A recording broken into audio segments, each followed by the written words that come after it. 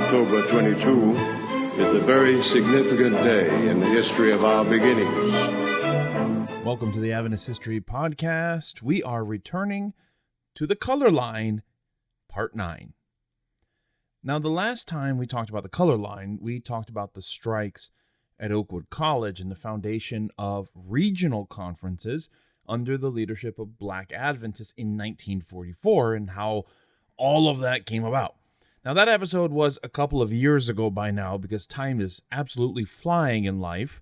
So you're going to have to dig deep into the archives to find it if you want to listen to it and refresh your memory. It's finally time to talk about Adventists in the civil rights movement in America. But before we talk about the Adventist part of this, we should just say a word about the civil rights part of this, because I know a lot of you are listening from outside the United States, and some of this might seem strange to you, as many American traditions and bits of history seem strange to you. You might be wondering, didn't America free their slaves in December 1865 with the ratification of the 13th Amendment to the Constitution? Well, I'm, first of all, very impressed that you know that. But also, I would remind you that there's a difference between the word free and free, okay? To make a long story short, America entered an era we call Jim Crow. In the Jim Crow era, African Americans were free from slavery, but they weren't fully free. Laws were passed restricting their ability to vote, determining where and where they could not live in a city, what bathrooms they could use, what drinking fountains they could use, what restaurants and cafeterias they could enter, what types of loans they could receive, and at what interest rate. In nearly every area of life, they had fewer rights and privileges than their white brethren. And there are innumerable books about the Jim Crow era, so look up a few on Amazon if you're interested. We're not going to go and rehash all of that here. Now, the purpose of the civil rights movement was to draw attention to this discrimination in an effort, of course, to bring it to an end. When we talk about the civil rights movement, we usually start with the Supreme Court decision in 1954, Brown v. Board of Education, which declared racial segregation in schools to be unconstitutional. But it's important to understand that this wasn't the only civil rights movement, okay? We often talk about the civil rights movement as if there's only one. It's not that African Americans suddenly woke up in the 1950s and said, gee, this country is stacked against us. We don't seem to be getting ahead. Martin Luther King Jr. wasn't the first person to call for change, okay? Nor did this movement for civil rights end when several civil rights bills were finally passed by Congress in the early 1960s. So, when I talk about the civil rights movement in this episode, I mean the phase of the civil rights movement that lasted roughly from 1954 to 1968. There were civil rights movements before that. There were civil rights movements after that. But I'm talking about this one, the most popular phase of the civil rights movement. Okay, Adventists were involved at nearly every step of this civil rights movement. But even if you lived through those decades, you'd be forgiven if you didn't notice. Because some of the most active and courageous Adventists during this time were ignored by church publication until usually decades after their deeds. Now, over the past year's worth of episodes, we've talked about other things happening in the 1950s and 1960s, like Questions on Doctrine, Emil Andreassen's protest, Brinsmead's, whatever you want to call it, world tour. Oh, and who can forget Wieland and Short? It just seems like a decade and a half of just constant controversy that we've been covering. And these were fairly public, fairly intramural controversies. Other Adventists, Black Adventists, had other things on their minds. And before we get into this, let me just give a quick shout out to Dr. Ben Baker, teaches at the University of Maryland and runs blacksdahistory.org. It's a website and a YouTube channel. And Dr. Baker was instrumental in helping get this episode going. I reached out to him and I was like, hey, where should I start with this? Can you give me some ideas here? And then he sent a laundry list of names and events and links. That's the most important thing to get me going. And I just really appreciate that. So if you're interested in this kind of content, go check out his work. He's been around a lot longer than I have, and he does some good stuff. Okay, moving on. Chances are you've heard of Rosa Parks. She was a 42-year-old black woman who refused to give up her seat on the bus in order to make way for a white passenger. Rosa was sitting in the colored section of the bus because many buses had segregated seating. And Rosa had run into this bus driver before. There's a little history that she had with him. I don't know if you knew that.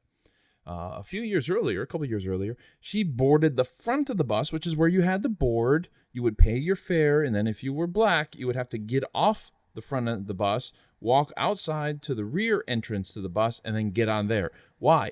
Because the white bus riders were sitting in the front, and apparently they didn't want you, as a black person, walking between their rows to get to the back of the bus. You had to go outside and come back in. So anyways, one time with this bus driver, she paid, she stepped outside, started walking to the back of the bus, and the bus driver just took off. She paid, never got to ride the bus. So she had a little history with this bus driver. Now, moving forward to 1955, she was sitting in the colored section of the bus, didn't realize it was the same driver who had abandoned her before, and everything was fine, except the whites only section began to fill up. Now, whites, they weren't told that they were out of luck, okay, if they filled up their section of the bus. What would happen is part of the colored section would be colonized. Wait, is that the right word I want to use here? And basically, it would become a whites only row. Okay, and then any black people who were sitting in that row would have to move further back. And if there wasn't enough room further back, they would have to get off the bus. That's how it worked. Well, that's exactly what happened here. Rosa was asked by this bus driver to move. She didn't want to move. And she was influenced, she said, by this brutal murder that had happened months before of 14-year-old Emmett Till, who had been killed by two white men, who were then, by the way, acquitted during a trial. And just so you know, a black Adventist assisted with the prosecution of those two men, and after the trial, he had to flee to save his own life. Now, the next year, both men actually confessed to the crime. They did, and they sold their story, made thousands of dollars off of it, but escaped prosecution because they couldn't be tried for the same crime twice. So once they were declared innocent, they were free to admit that they had committed the crime, and there was nothing that anybody could do about it. And just days before her ride on the bus, Rosa Parks had attended a rally at a Baptist church where it was learned that Emmett Till's murderers had gotten away with it. So this is fresh on Rosa's mind as she's riding this bus. Now, just to tell you a little bit what happens after this, after she's arrested for refusing to give up her seat on the bus, a young preacher named Martin Luther King shows up in Montgomery, where she lived, and led a boycott of the buses, and so his career really began. Now, Rosa Parks wasn't the only black woman who refused to give up her seat on the bus. 11 years before Rosa, 11 years, there was Irene Morgan, a black Adventist woman who had refused to give up her seat. This story is just epic, okay? When she was handed her arrest warrant, Irene tore it up and threw it out the window.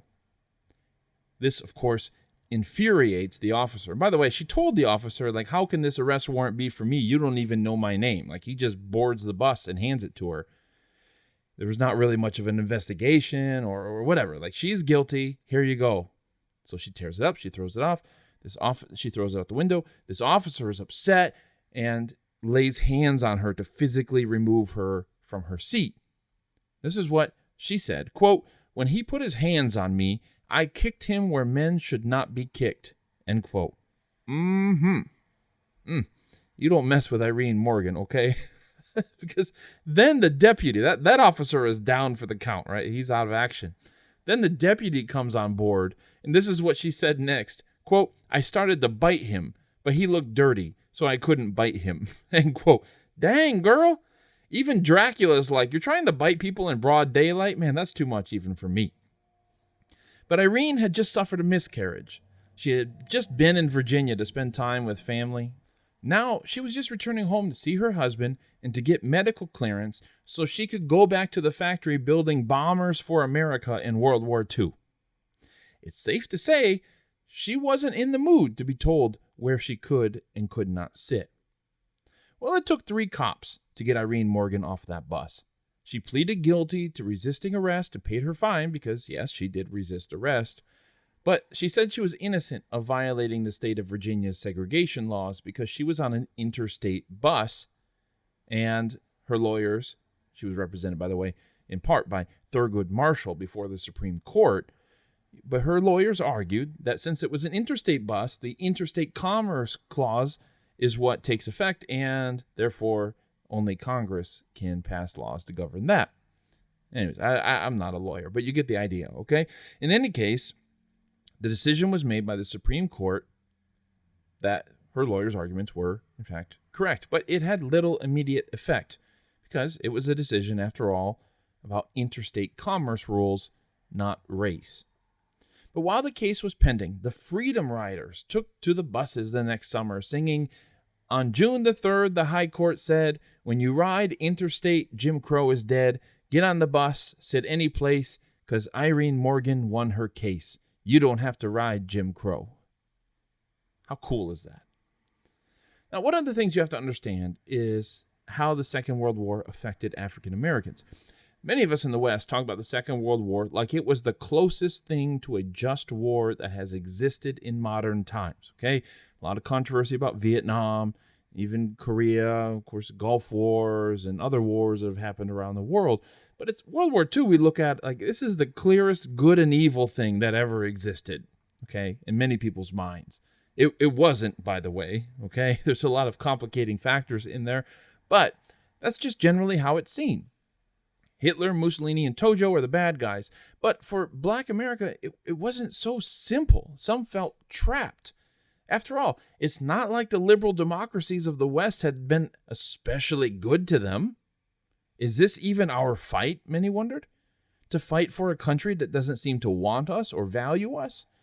An editor of the Pittsburgh Courier, a Black-owned paper, helped push his readers in a certain direction in 1942. Quote, "Where white America must fight on foreign soil for the salvation of these United States and for the preservation of democracy, Black Americans must fight and die on these same battlefields, not merely for the salvation of America, not merely to secure the same degree of democracy for Black Americans that white Americans have long enjoyed, but to establish precedent for a worldwide principle of free association among men of all races, creeds, and colors. That's the black man's stake," end quote. Now, the author went on, quote, "Reduced to its very essence, this means that Black America must fight two wars and win in both. There is the convulsive war abroad, there is the bloodless war at home. The first must be fought with the destructive weapons of science, the other must be fought with the pen in the classrooms and on the speaking platforms. If we are not equal to the sacrifice, we might as well rest our pens, padlock the classrooms, and return to our old slave masters," end quote. This became known as the Double V program, the Double Victory program. Win the war overseas, that's the first victory. Win the war for civil rights at home, that's the second victory. More than 1 million Black men and women served in the war and often distinguished themselves. They served under General Patton, under General Douglas MacArthur in the Philippines as fighter pilots over Germany, and in the Marines in the Pacific. One Black Marine went home on leave and was arrested by the police for impersonating a Marine because the officers knew a Black man couldn't possibly be a Marine. Louisiana police were accused of killing 10 African-American soldiers. Indeed, African Americans were fighting 2 wars. So when the first war ended, after the blood had been spilt, after they had stood shoulder to shoulder before the altar of sacrifice, after they had done their part to preserve liberty for all, it was crushing to realize how many white Americans believed that this didn't change anything at home. The first war took 4 years to win. The second war would take far longer. After World War II, you had Black men and Black women who realized their value in society. They had assumed the same risks as white soldiers, but hadn't come away with the same victory. Society didn't always recognize the value that they knew that they had, including, at times, the Seventh-day Adventist Church. It's important to understand this statistical number, okay? The share of Black Adventists was rising dramatically after the war. Okay, in 1944, they had about 18,000 African-American Adventists in America. I guess that was a little redundant, wasn't it? Anyways, 18,000 in 1944 to nearly 74,000 in 1970. From 18 to 74,000 in just 26 years. By the time you get to 1970, 1 out of 5 Seventh-day Adventists in America were black. 20%. All right, keep that in mind as we go through the rest of this episode, because it'll help us understand the changing dynamics. Okay, as you grow in market share as a percentage of Adventists, you're going to want to assume an appropriately louder voice, shall we say, in how things go. All right, like I said, keep that in mind. Alfonso Green had encountered Adventism for the first time in 1940 at an NAACP meeting in North Carolina. He met W.R. Saxon, a leader in the NAACP, who also happened to be an Adventist. Saxon began giving Green pamphlets, and then, boom, he became a baptized member of the church. Green then replaced Saxon as vice president in the state of North Carolina, serving until he finally went to Emmanuel Missionary College, now Andrews University, in 1952. There, Green realized that the school had a policy of segregated housing, so he bought a trailer to live in, but college officials refused to let him stay.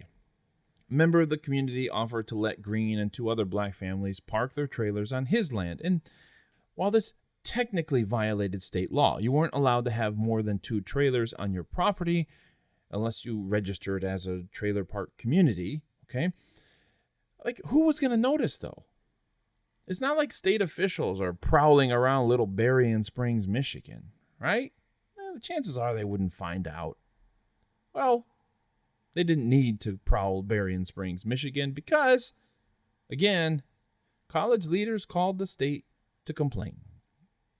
Green was evicted and ended up dropping out of college for 5 years in order to save up enough money to buy his own property so he could go to college.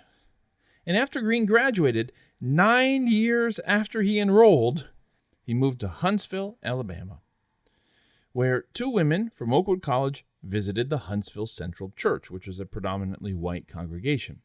A deacon at the door tried to turn them away because, wrong skin color, but they entered anyway. The pastor stopped his sermon when he saw them and quoted Ellen White's counsel that black and white members should worship separately, and then he asked them to leave.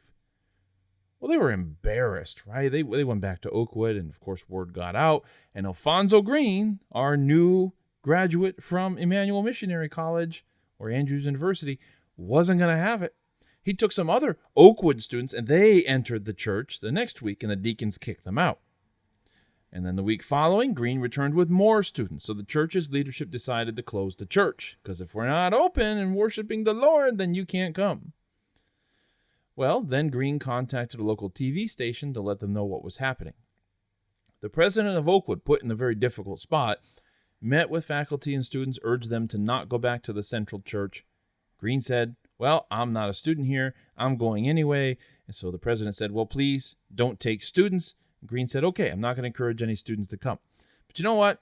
Several students came anyway, including John F. Street, the future Adventist mayor of Philadelphia. This time, the church's leaders promised that if they just leave the Central Church, that the church would sort it out during the week. So that week, the church voted to integrate. But then there's also another story of the Central Church, and it's worth telling.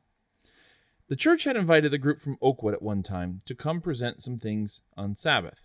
And in this story, the church wasn't all white, but they did require black people to sit in a certain area. When that area was filled up, the Oakwood students began sitting elsewhere because they were there to put on a program. So if I can't sit here, I got to sit somewhere else. The deacons, again, sprung into action to remove them. Well, the students didn't want to be removed. They were there for the program. That's when an elder pulled out a revolver and said, I've got 6 bullets here, and they all say, let's just say the N-word on them. Distraught, a pastor's wife tried to reassure the students, we love you, N-word, but we just don't want you to sit next to us. Wait, what? We love you, but we just don't want you to sit next to us? I don't know if there's a single sentence that better encapsulates the feelings of many white people towards black people in the Adventist Church during this time. Right? Like, no one's going to openly say, we hate you guys. No. We love you, right? Christ died for all of us. We just don't want you to sit next to us. Now, I don't know exactly how both of these stories could be true. In one story, they had a section for black visitors, and in another, they didn't have a section, it seems. But it's not hard to find ways to reconcile them. Regardless, it gives you and I the idea of how the church happened to be missing the boat, not in terms of benevolent public pronouncements from on high, but at the level of the pew. All right, we spend a lot of time in this podcast talking about what general conference people did, what conference or union people did, what missionaries did. Like, this is something that's happening in a local church. Regardless of what the general conference says or anybody else says, this is something that's happening at the local level. Now, a black student at Union College wrote this in his school paper, quote, "As much as I love the church, the Seventh-day Adventist Church in particular, I can no longer be silent on this matter. The Seventh-day Adventist Church has relentlessly championed the cause of the abolition of tobacco and alcoholic beverages from our society. We have also cried for the extermination of Sunday blue laws. Are these subjects so great and man's human rights so small that it deserves no public mention and consideration? I do not wish the Seventh-day Adventist Church to become overly involved in any civil rights action, but I do wish it would come out of its sleep, for there is a revolution going on." End quote.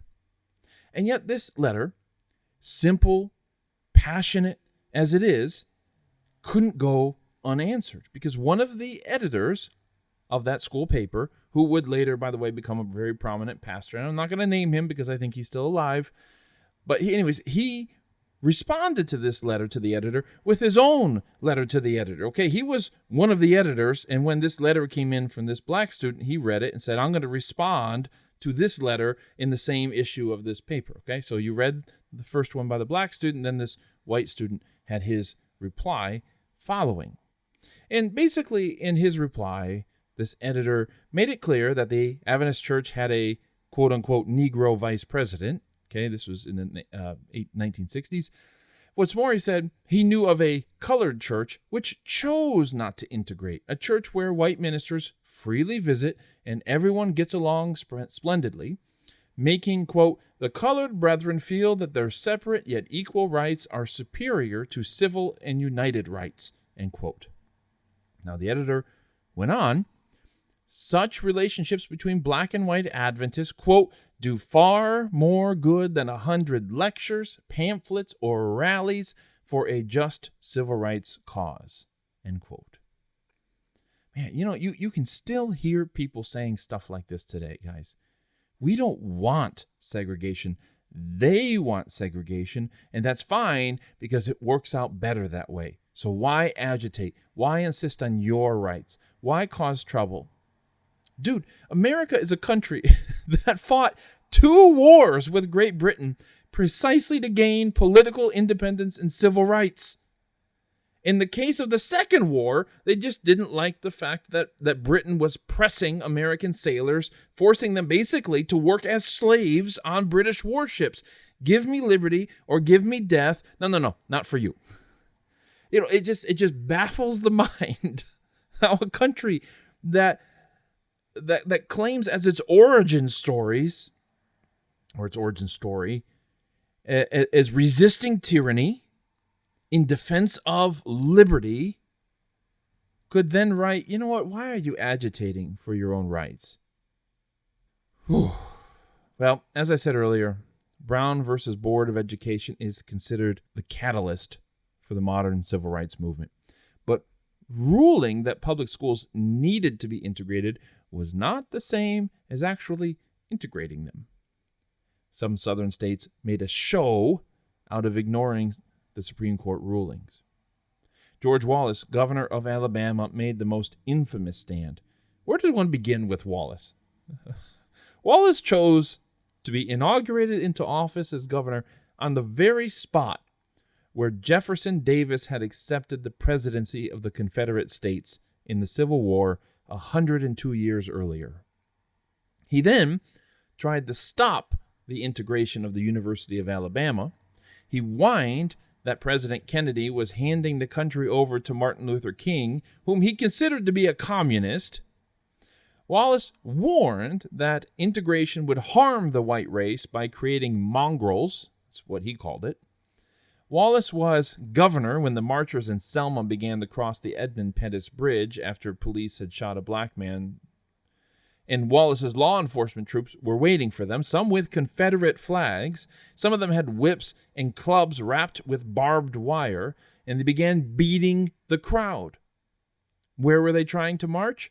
To Governor Wallace's office 50 miles away. And who ordered the police to use, quote, whatever measures are necessary, end quote?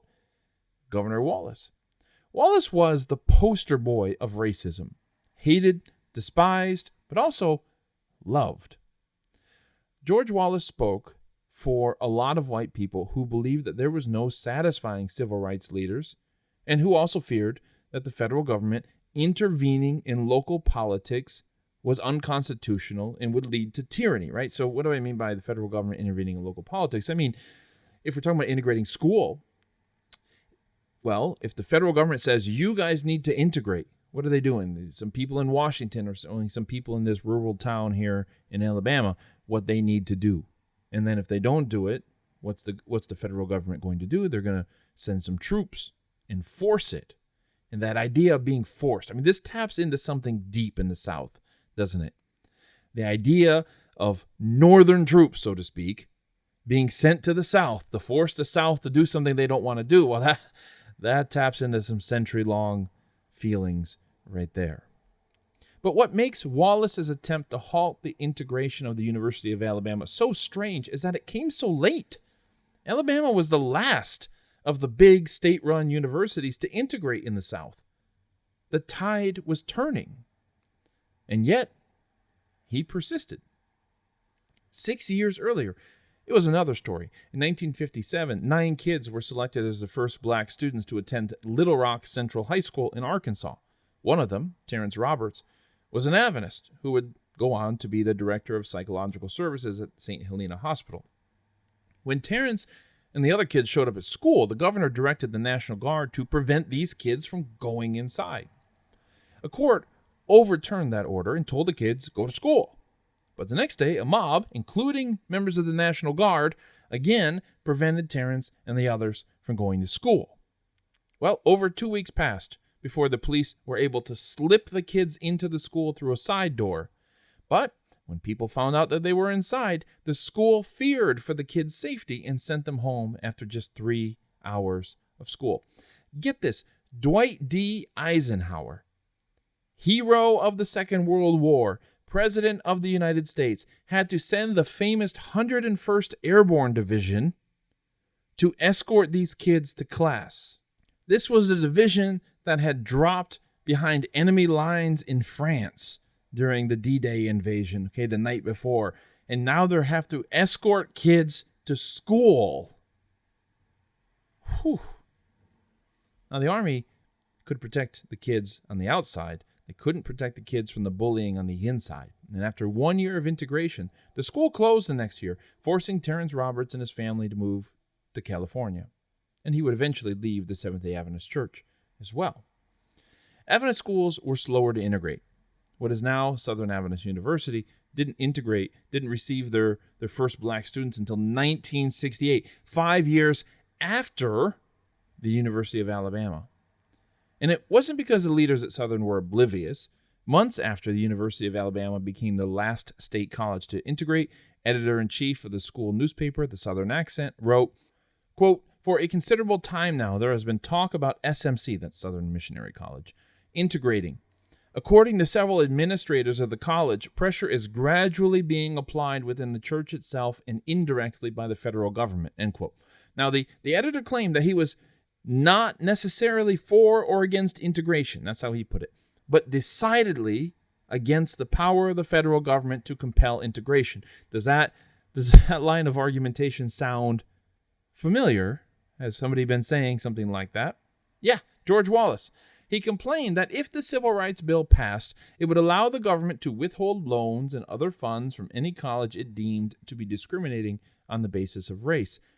He goes on, quote, "As for the Kennedys, who raised the cry of discrimination at the drop of a hat, we suggest they take another look because it appears that they are about to discriminate a little themselves," end quote. In other words, we white people are the real victims here. Now, I want to pause and just let you know, if you're white and you're listening to this podcast, and look, I know it sucks to learn that people who look like you didn't always do the right thing. I don't want you to think that these color line episodes are you're standing in the boxing ring while historical punches just keep getting thrown at you. It's frustrating because you can't fight back, isn't it? You can't fix it. You can't undo this one. But the story has to be told. It just has to be told. So take a little mental break while I tell a little anecdote about Southern's student newspaper. All right?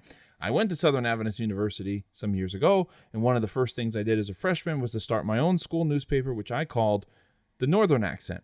The subtitle was, because not everyone wants a Southern accent. Well, I got shut down pretty quick, and then I ended up working for the Southern Accent. So, anyways, I don't really know if there was a great point to that story, but I love telling that story. Anyways, let's get back to work. The problem wasn't what one church or two churches or even 100 churches did. There was just a profound misunderstanding on behalf of church leaders of the actual lived experiences of their black members. Now, my first instinct with this episode is to pick up Calvin Rock's Protest and Progress book, which is a very excellent book. But when I opened it to the table of contents, I noticed that he entirely skips the civil rights movement as a whole. He deals with periods before that and after that. But I read deeper and realized he does talk about bits of it here and there while talking about other subjects, like the case for the black unions. And we'll talk about that in our final Color Line episode.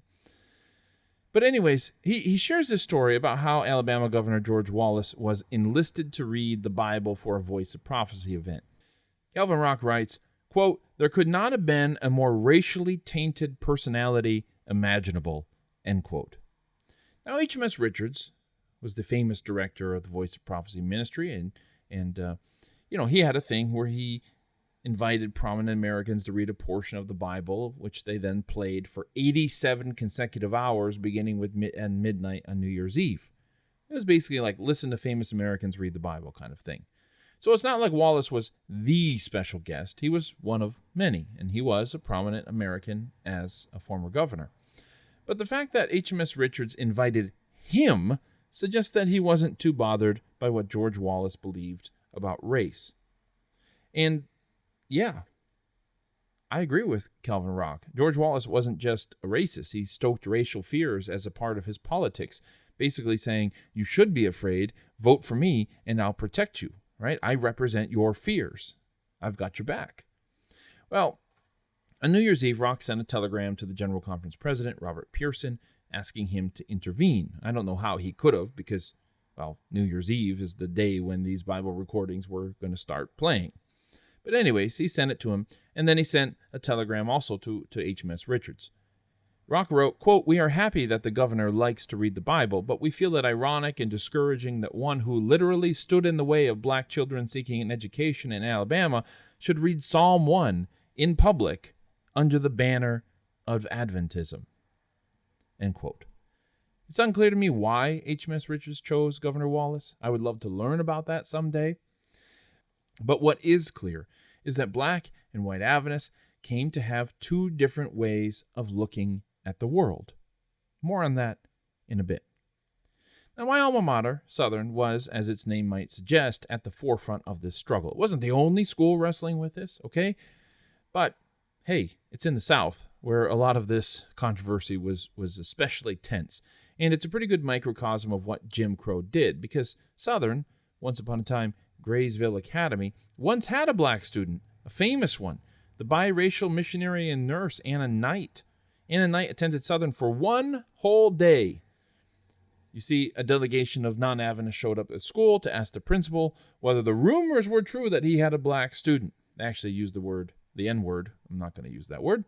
The principal asked Knight if she was a mulatto, and she said she didn't know what that word meant.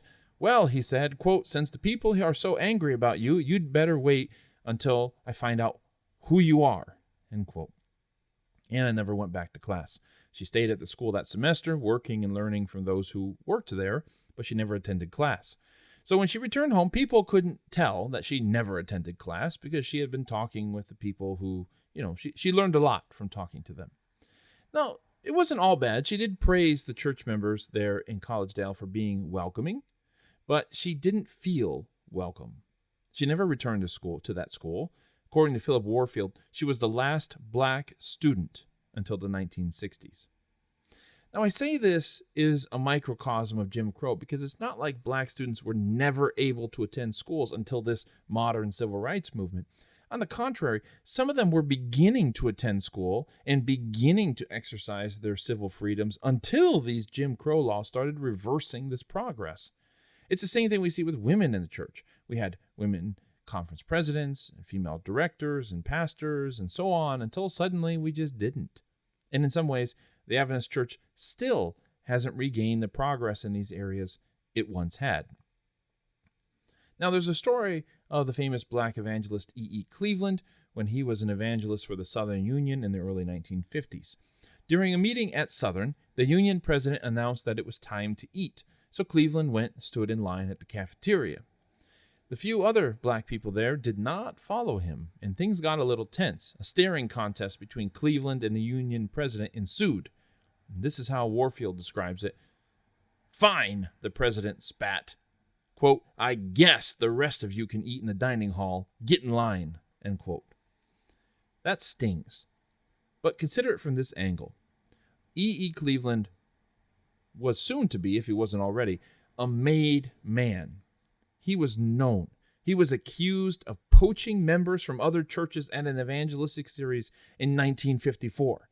So some local preachers came to check it out. And by local preachers, I mean Martin Luther King Jr. and Ralph Abernathy.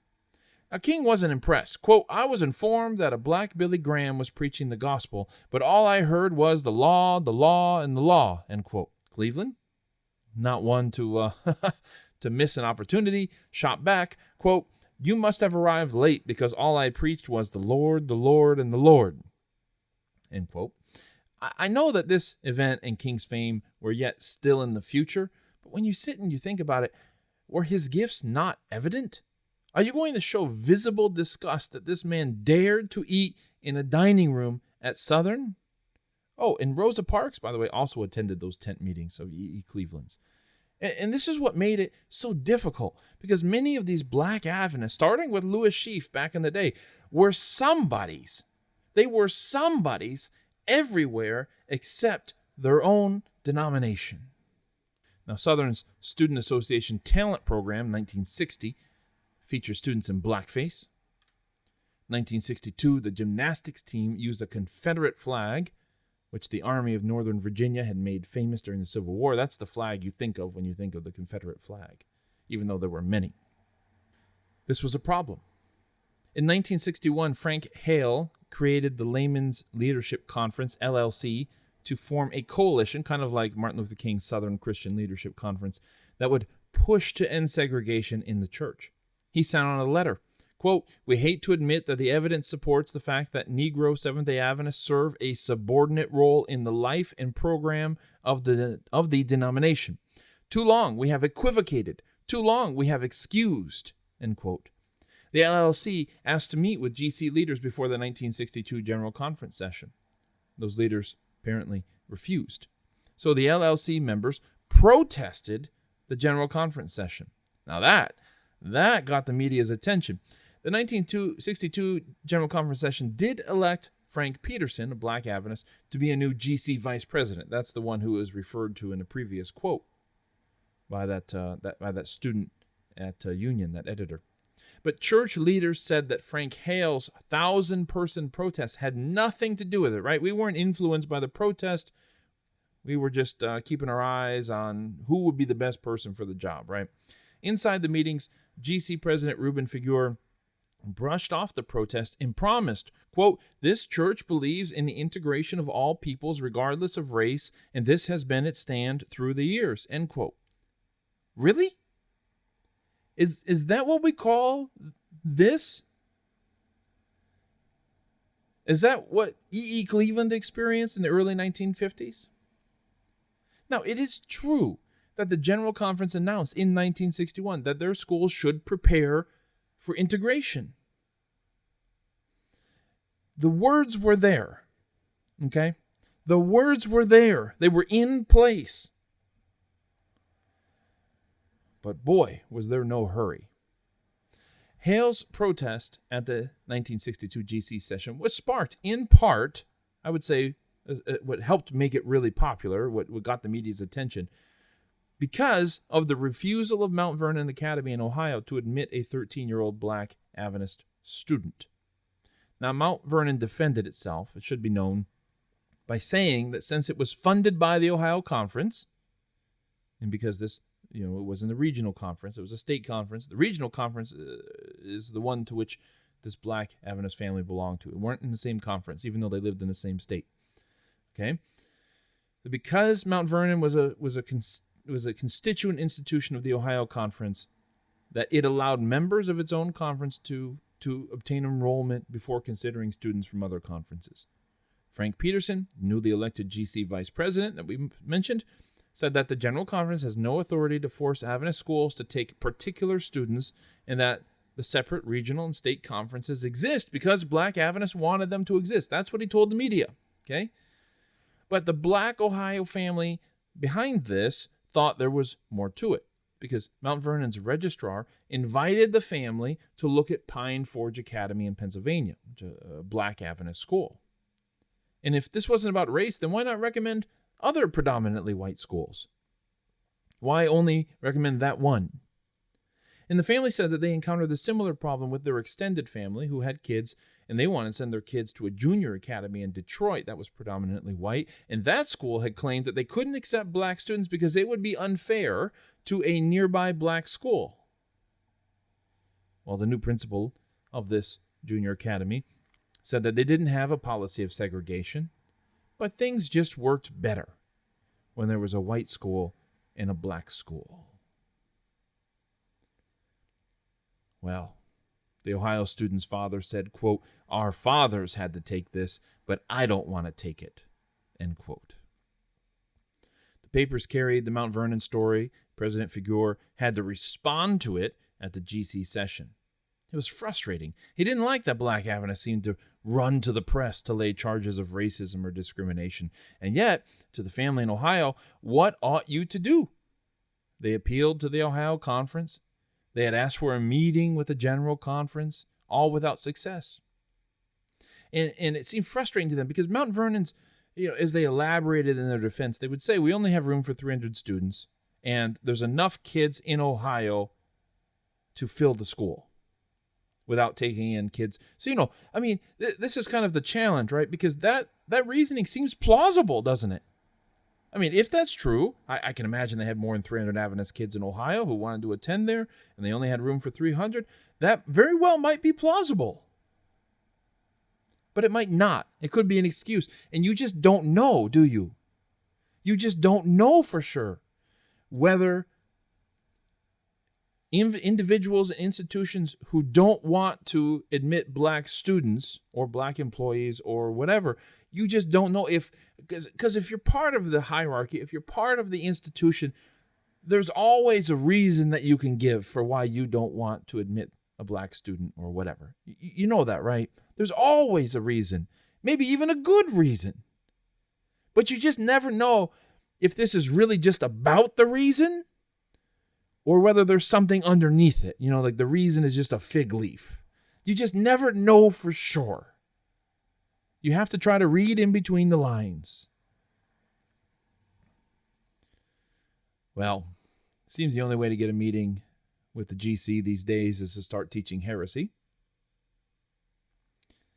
As Robert Wieland and Robert Brinsmead and the like never seemed to fail to have a committee established to hear their concerns, did they? Now, you can't see this in my manuscript. Heresy is in air quotes, okay? But you just got to stir up some theological controversy, and you get a meeting.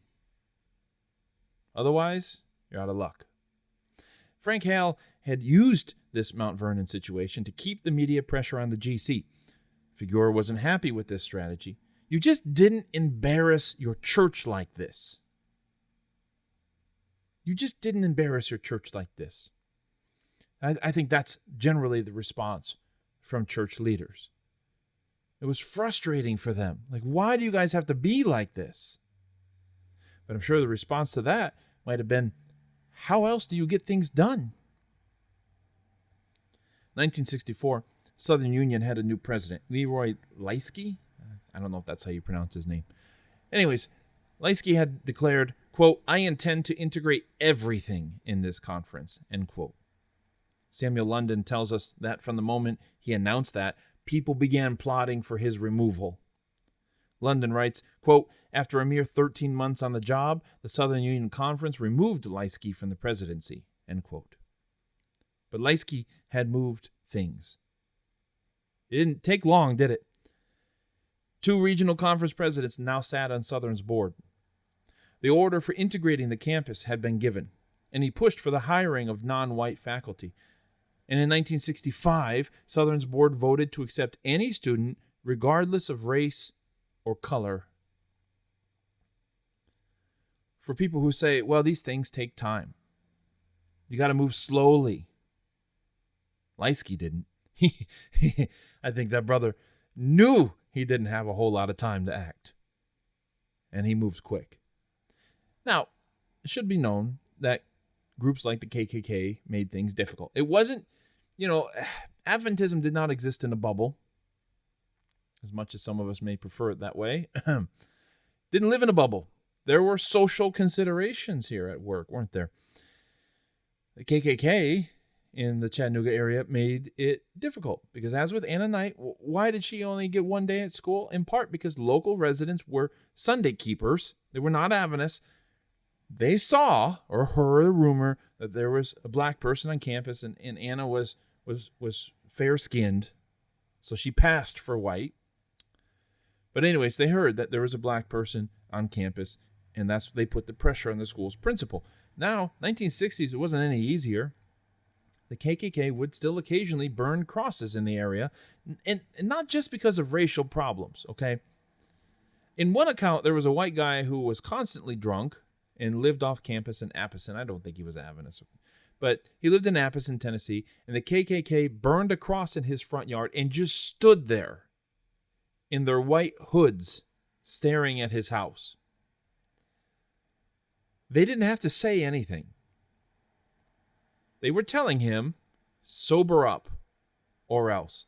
Right? Because the KKK, it was about race. It wasn't just about race. They were trying to kind of, through fear, through intimidation, enforce some kind of code of morality. Whether it's white or black, of course. But that's freaking terrifying, isn't it? Every time I go to a museum, I was talking in the Adventist History Extra podcast about visiting the Civil Rights Museum with some folks from Message Magazine and NAD. Of course, Michael Campbell was there. And I tell you, you walk through this. I happened to walk through it alone because I missed a tour because I'm a doofus.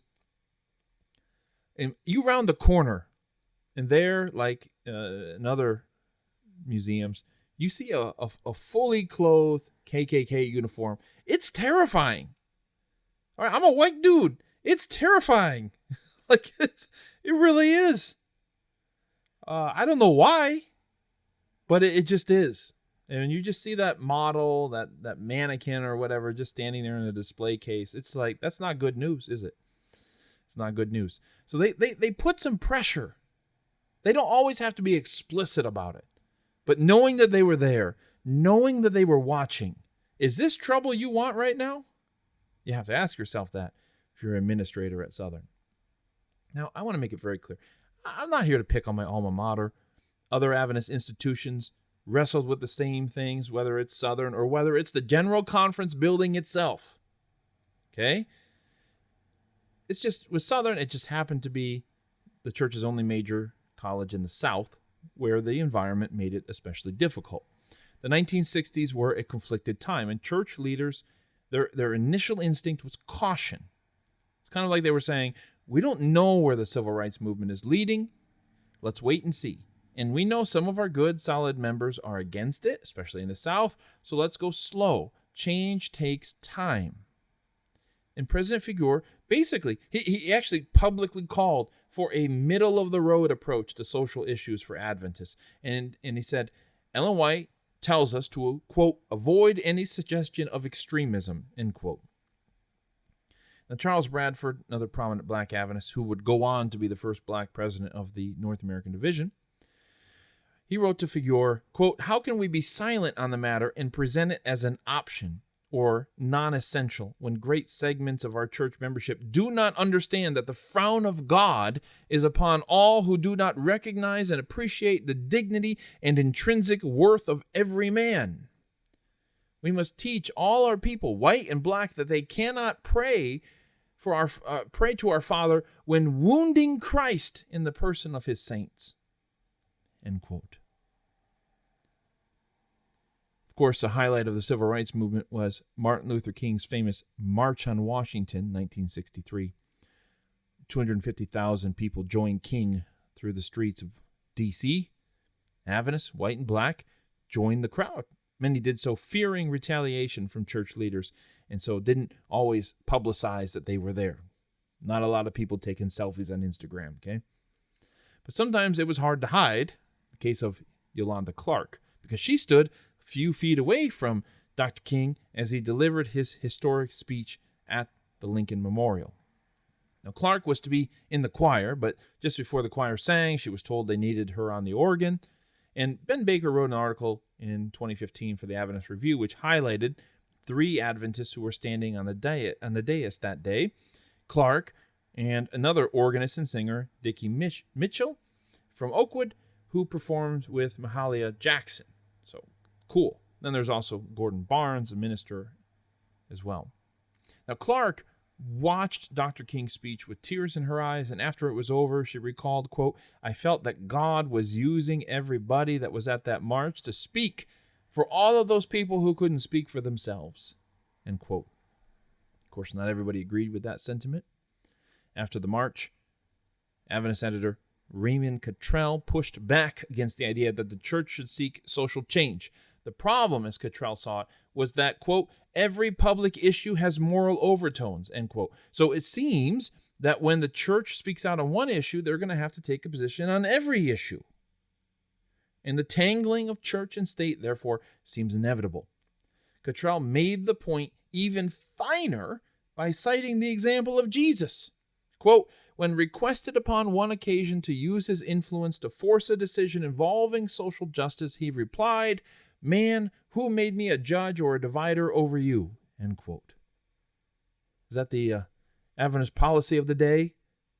Where do you guys stand on civil rights? Does the church reply, man, who made me a judge or a divider over you? Well, Frank Hale wasn't buying it. Adventist Hale wrote to Cottrell, had no problem seeking, quote, legislative support and to influence public opinion for their position in the areas of temperance, Sunday laws, and health reform, end quote. Sounds exactly like what that young man at Union College had written earlier in his article. So it seemed to Hale that the church wasn't standing on its own principle of non-activism. It was simply picking and choosing which issues required the church's activism and which didn't. So, it goes without saying, why do you think this issue, civil rights, doesn't deserve the church's activism if these other issues do? The editor of the review, our old friend F.D. Nickel, would offer a similar position 2 years later in critiquing what he called the social gospel element of the civil rights movement. Nickel was responding to a letter he had received demanding to know where Seventh-day Adventist pastors were when pastors from other denominations were taking part in a series of freedom marches around the country. Nickel icily replied that Adventist pastors were in the hard and dangerous places of the earth preaching to what he called primitive, depressed peoples. And other Adventist pastors were out visiting the sick and preaching the gospel. And I think Nichols' point was very clear. Adventist pastors, true, good Adventist pastors, were busy doing the work of God, not marching in the streets. Nickel did report, however, that a GC committee had been making progress on race relations in the church. He acknowledged that, for some, the church wasn't moving fast enough. To that he replied, quote, the rate of speed is not so important as the direction in which one travels, end quote. Well, I think that's basically a true statement, right? It doesn't matter how long it takes you to get somewhere as long as you're getting to the right place. But I think this comment illustrates how white and black Adventists had come to see the world in two different ways. The rate of speed, indeed, doesn't matter much if you're going to visit grandma, unless she's baking you tamales like my grandmother around Christmas time, in which case the rate of speed does matter because your family's going to eat all those tamales. Anyways, I digress. Okay, usually the rate of speed doesn't matter as long as you get to where you want to go. But if you're trying to get to the emergency room, the rate of speed very, very, very, very much does matter. Okay?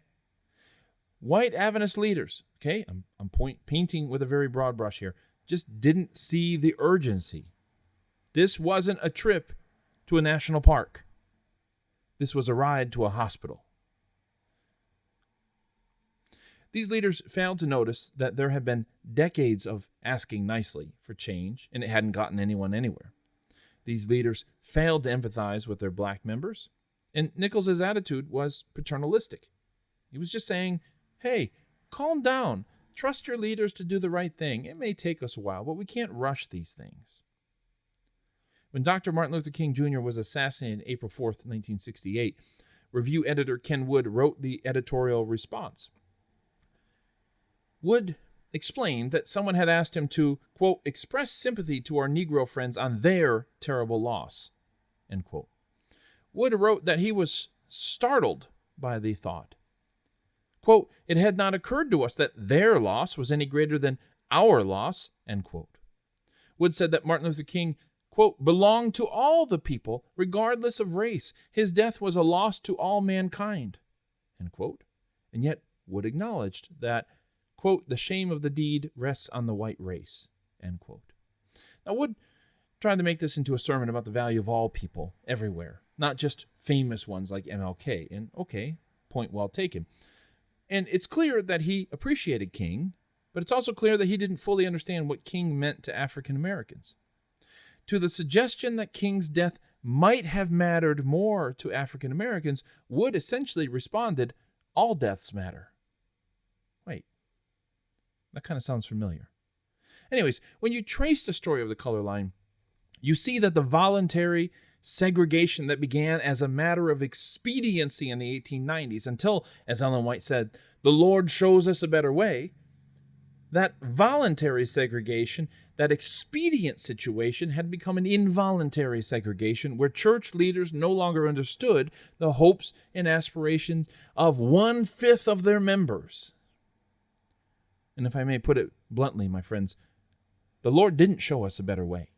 The world did, through the civil rights movement. And now, look, I'm just making a rhetorical point. I'm not saying that the Lord wasn't in the civil rights movement, didn't have a hand in shaping that outcome. I'm just trying to express that it took a wider social movement to change things in the Adventist church and in other churches, okay? We're not alone in this. Now, of course, every Adventist leader today can boast of the church's diversity as if it was the plan all along. It's clear that the issues raised concerning race in the 1960s have not really been addressed. I want to make it very clear that progress has been made, and we're going to do one more color line episode, and we're going to bring ourselves up to date. But the same dynamics that existed in the 1960s are, in some places, still in place. It's almost as if, well, as Rusty Reno put it, it's always 1968 somewhere.